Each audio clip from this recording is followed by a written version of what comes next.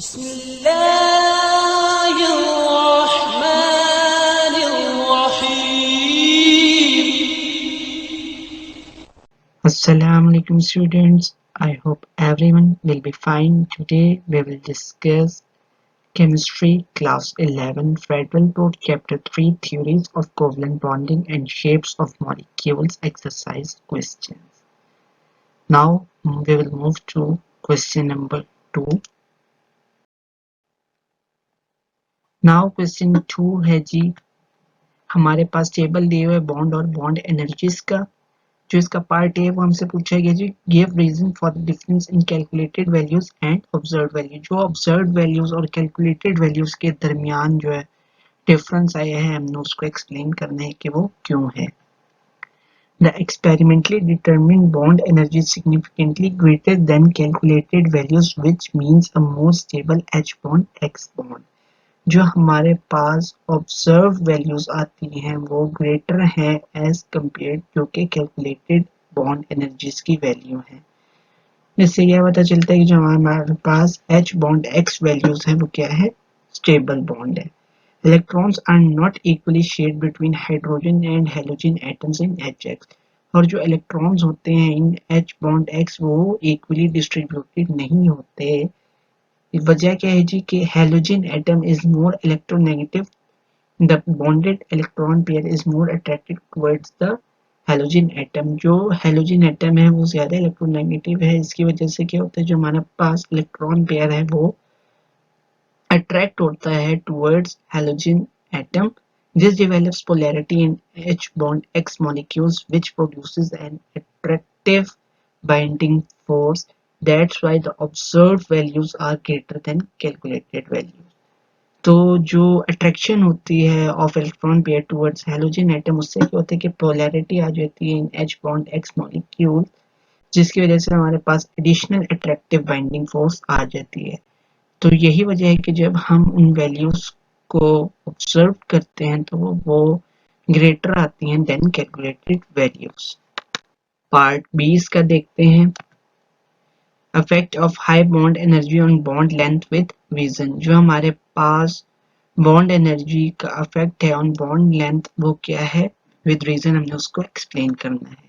Greater the bond energy laser will be the bond length and vice versa. जितनी हमारे पास energy ज्यादा होगी बॉन्ड की, उतना जो हमारे पास बॉन्ड लेंथ है वो शॉर्टर होगी, और जितनी एनर्जी हमारे पास कम होगी उतना जो है वो लॉन्गर बॉन्ड होगा।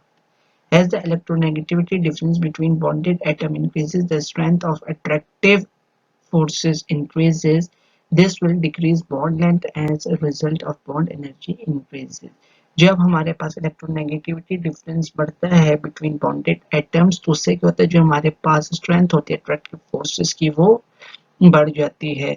इसी वजह से क्या होता है कि जो हमारे पास जो इलेक्ट्रॉन है वो क्लोजली पैक्ड होना शुरू हो जाते हैं और हमारे पास बॉन्ड लेंथ जो है वो डिक्रीज हो जाती है for the result as a bond energy increases. A single bond is longer than double bond which is longer than a triple bond। जो सिंगल बॉन्ड है वो लॉन्गर है डबल बॉन्ड से, और डबल बॉन्ड जो है वो लॉन्गर है ट्रिपल बॉन्ड से। यानी कि सिंगल, डबल और ट्रिपल बॉन्ड में जो सबसे लॉन्गर बॉन्ड है वो क्या है, सिंगल बॉन्ड है। लेकिन जब हम इसकी स्ट्रेंथ की बात करते हैं यानी कि बॉन्ड एनर्जी की बात करते हैं तो triple bond has more energy than double bond and double bond is stronger than single bond. जो सबसे वीकेस्ट बॉन्ड है वो सिंगल बॉन्ड है, और जो सबसे स्ट्रॉन्गेस्ट यानी कि जिस बॉन्ड के अंदर सबसे ज्यादा एनर्जी है वो क्या है, ट्रिपल बॉन्ड है। Now ionic character on the basis of bond energies with reason. That data shows that electronegativity plays important part in the strength of bond and bond energy। जो हमारे पास टेबल में data given था उससे ये पता लगा सकते हैं कि जो हमारे पास इलेक्ट्रोनेगेटिविटी का जो हमारे पास फैक्टर है वो बहुत इम्पोर्टेंट पार्ट प्ले कर रहा है for the bond strength and for the bond energy also. This stability is due to ionic character present in the bond। ये किस वजह से, जो हमारे पास ionic character present है in the bond। The amount of additional bond energy depends on the electronegativity of the two bonded atoms। और जो हमारे पास बॉन्ड एनर्जी एडिशनल आई है, जो उसकी अमाउंट है वो डिपेंड करती है कि हमारे पास electronegativity difference between two bonded atoms कितना है। जितना ज्यादा इलेक्ट्रोनेगेटिविटी डिफरेंस होगा उतना जो हमारे पास आयनिक कैरेक्टर है वो ज्यादा होगा और जो बॉन्ड है वो इतना ही ज्यादा स्ट्रोंगर होगा।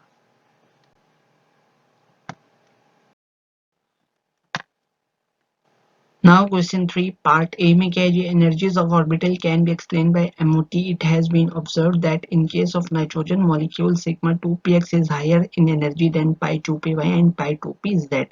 जो energies of orbital है हम उसको molecular orbital theory की मदद से explain कर सकते हैं और ये ऑब्जर्व किया गया है कि जब नाइट्रोजन मॉलिक्यूल की एमओटी डायग्राम बनाई जाती है तो हमारे पास जो सिग्मा 2px ऑर्बिटल है वो हायर इन एनर्जी हो जाता है than pi 2py and pi 2pz। अब हम सबसे पहले जो इसका पार्ट है वो है जी draw the diagram for nitrogen molecule. इसके लिए हमें हमारे पास इलेक्ट्रॉनिक कंफर्मेशन होनी चाहिए। तो नाइट्रोजन का जो एटॉमिक नंबर होता है वो है 7। तो इसकी इलेक्ट्रॉनिक कन्फिग्रेशन हो जाएगी जी 1s2 2s2 2p3 2 + 2 4 एंड 4 + 3 7। तो MOT फॉर N2 यानी कि दो नाइट्रोजन एटम की जो MOT डायग्राम है वो क्या होगी, this will be represented like this. अब यहाँ पे क्या है, हमारे पास p ऑर्बिटल है नाइट्रोजन का, वहां पे 3 इलेक्ट्रॉन प्रेजेंट है। तो एक इलेक्ट्रॉन जो आएगा वो px में आएगा, एक आएगा py में और एक आएगा pz में। Similar for the other nitrogen atom, एक px में आएगा, py में एक आएगा और pz में एक आएगा। क्योंकि हुड्स रूल क्या कहता है कि जब हमारे पास degenerate orbital for same energy present है तो इलेक्ट्रॉन जो है वो एम्प्टी ऑर्बिटल को फिल करेगा rather than going in same orbital with opposite spin. और जब यहाँ पे उनकी जो है वो बॉन्डिंग होगी तो यहाँ पर जो बॉन्डिंग मॉलिक्यूलर ऑर्बिटल है वो कम्प्लीटली फिल हो जाएगा और एंटी मॉलिक्यूलर ऑर्बिटल जो है वो एम्प्टी रहेगा। एंटी बॉन्डिंग मॉलिक्यूलर ऑर्बिटल ऐसे ऑर्बिटल्स होते हैं जिनकी एनर्जी जो है वो मॉलिक्यूलर ऑर्बिटल से ज्यादा होती है और bonding molecular orbitals are those orbitals which have lower energy than molecular orbitals. अब हमने रीजन बतानी है इसके क्वेश्चन 3 पार्ट बी में कि जो सिग्मा 2px है वो हायर क्यों है than pi 2py and pi 2pz। Now question 3 part B, give reason why sigma 2px energy is greater than pi 2py and pi 2pz। अब जो इसकी रीजन है वो क्या है जी, actually the energy difference between 2s and 2p orbital is small. जो हमारे पास एनर्जी डिफरेंस होता है between 2s and 2p orbital वो स्मॉल होता है। तो पॉसिबिलिटी होती है कि जो हमारे पास s ऑर्बिटल है वो ड्यू टू हाइब्रिडाइजेशन मिक्सिंग हो सकती है जिसकी वजह से हमारे पास sigma 2s and sigma star 2s जो है वो प्योर s कैरेक्टर को रिटेन नहीं कर पाएंगे। सिमिलरली अगर हम sigma 2px and sigma star 2px में देखें तो वहां पे जो है वो p कैरेक्टर जो है वो प्योर प्रेजेंट नहीं है, उसके अंदर जो है वो impurities आ सकती हैं। All the four molecular orbitals acquire sp character और जो 4 orbitals हैं इनके अंदर जो है वो sp character प्रेजेंट होता है, ना ही ये प्योरली s character होते हैं और ना ही इनके अंदर प्योरली p character होता है। तो इस करेक्टरिस्टिक की वजह से जो कि मिक्सिंग की करेक्टरिस्टिक है, energy changes in such a way that sigma 2s and sigma star 2s become more stable and are lowered in energy. जो मिक्सिंग की करेक्टरिस्टिक है इसकी वजह से क्या होता है कि जो हमारी एनर्जी है वो इस तरह से चेंज हो जाती है कि जो sigma 2s and sigma star 2s वाले ऑर्बिटल्स हैं वो ज्यादा स्टेबल हो जाते हैं और उनकी एनर्जी कम हो जाती है। जबकि molecular orbital as sigma 2px and sigma star 2px become less stable and are raised in energy। जो sigma 2px और sigma star 2px वाले ऑर्बिटल होते हैं वो लेस स्टेबल हो जाते हैं, उनकी जो एनर्जी है वो बढ़ जाती है। Since pi p orbitals are not involved in mixing और जो पाई p orbitals वाले हमारे पास ऑर्बिटल्स प्रेजेंट है वो इन्वॉल्व नहीं होते हैं मिक्सिंग में और जो इनकी एनर्जी है पाई 2py और पाई 2pz की वो एग्जैक्टली सेम होती है और अनचेंज रहती है। तो इसकी वजह से क्या होता है जी कि हमारे पास जो होता है sigma 2px is raise to such an extent that it becomes higher in energy than pi bonding. और जो हमारे पास px वाला ऑर्बिटल होता है वो रेज हो जाता है इस हद तक कि जो उसकी एनर्जी है वो ज्यादा हो जाती है देन पाई बॉन्डिंग। और यही वजह है कि जो हमारे पास सिग्मा 2px है वो ग्रेटर इन एनर्जी हो जाता है than pi 2py and pi 2pz in nitrogen MOT. Now question 4 part A. Carbon can make bond with hydrogen to form ethyne. Bond energy of carbon bond hydrogen is same although 2s and 2p orbitals are involved which have difference in energies. Explain the formation of ethyne molecule based on hybridization with the help of diagram. अब यहाँ पे कहा गया है कि carbon जो है वो हाइड्रोजन के साथ बॉन्ड बनाता है टू फॉर्म इथाइन और जो बॉन्ड एनर्जी है between carbon and hydrogen atom वो सेम होती है although 2s and 2p orbital जो होते हैं वो इन्वॉल्व होते हैं इन बॉन्डिंग और जो इनकी एनर्जीज है 2s और 2p ऑर्बिटल्स की वो भी सेम नहीं होती उनकी जो एनर्जीज है वो उनके दरमियान डिफरेंस पाया जाता है। अब हमने बताना है कि जो फॉर्मेशन ऑफ इथाइन मॉलिक्यूल है on the basis of hybridisation वो कैसे हो सकती है हमने उसको एक्सप्लेन करना है। Now electronic configuration for carbon 6 ground state में जब कार्बन है तो उसकी जो इलेक्ट्रॉनिक कन्फिग्रेशन है वो क्या है 1s2 2s2 2px1 2py1 and 2pz0। अब यहाँ पे जब हम देखते हैं कि जो हमारे पास जो p ऑर्बिटल है उसके अंदर 2 इलेक्ट्रॉन्स आते हैं तो हमने उसको स्प्लिट कर दिया इन px py and pz।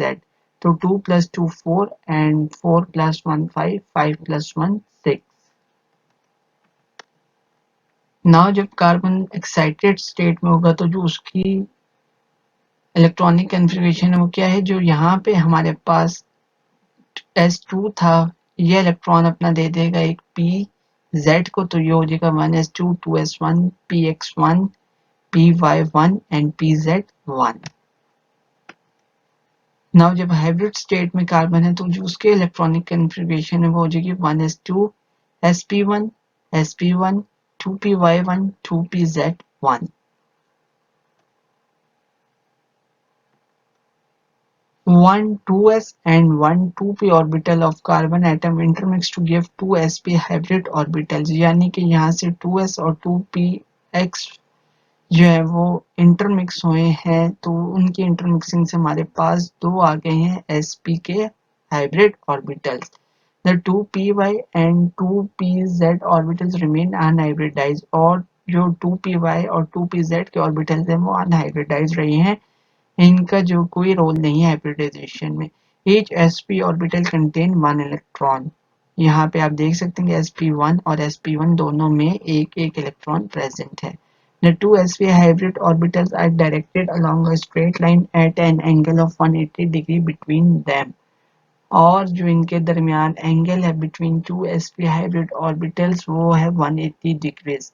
The two unhybridized p orbitals which are perpendicular to each other and also perpendicular to the plane of two sp hybrid orbitals और जो हमारे पास अनहाइब्रिडाइज्ड p orbitals थे ये दोनों परपेंडिकुलर हैं एक दूसरे के और ऑल्सो परपेंडिकुलर हैं उस प्लेन के जिसके अंदर ये दो sp orbitals प्रेजेंट हैं। Thus, each carbon atom possesses two sp hybrid orbitals and two pure p orbitals। तो जो कार्बन एटम्स उसके अंदर दो sp हाइब्रिड ऑर्बिटल्स होंगे और दो जो है वो प्योर p करेक्टर वाले ऑर्बिटल्स होंगे। Each carbon atom undergoes sps overlapping with one hydrogen atom and sp bond sp overlapping with other carbon atoms to form sigma bond।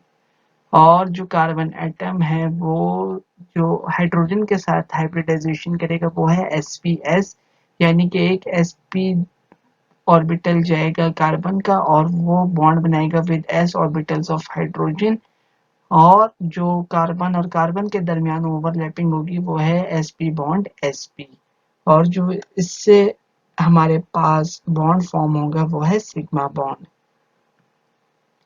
The two half-filled p orbitals of two carbon atoms overlap sideways to form two pi bonds। और जो हमारे पास P Y और P Z वाले orbitals हैं वो बनाएंगे orbitals bye वो bond बनाएंगे बाय ओवरलैपिंग साइडवेज, और जो इनकी ओवरलैपिंग से बॉन्ड फॉर्म होगा वो क्या है, 2 पाई बॉन्ड्स, यानी कि एक पाई बॉन्ड जो है वो पी वाई और पी वाई की ओवरलैपिंग से बनेगा, और दूसरा जो है वो पी जेड और पी जेड के ओवरलैपिंग से बॉन्ड फॉर्म होगा।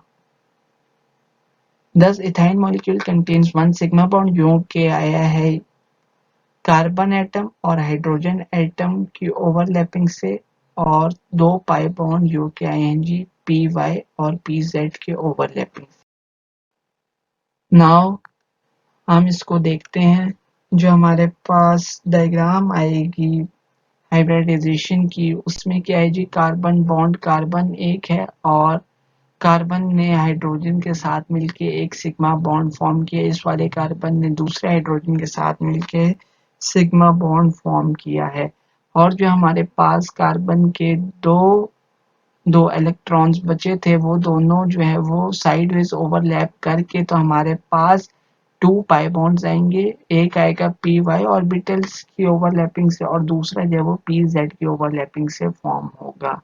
Now that's all about exercise questions of chapter number 3. Thanks for watching. Please like my video and share my videos to other friends and press the bell icon for the subscription in order to get the notification for all the videos which will be uploaded in future. Till next video, take care. Allah Hafiz.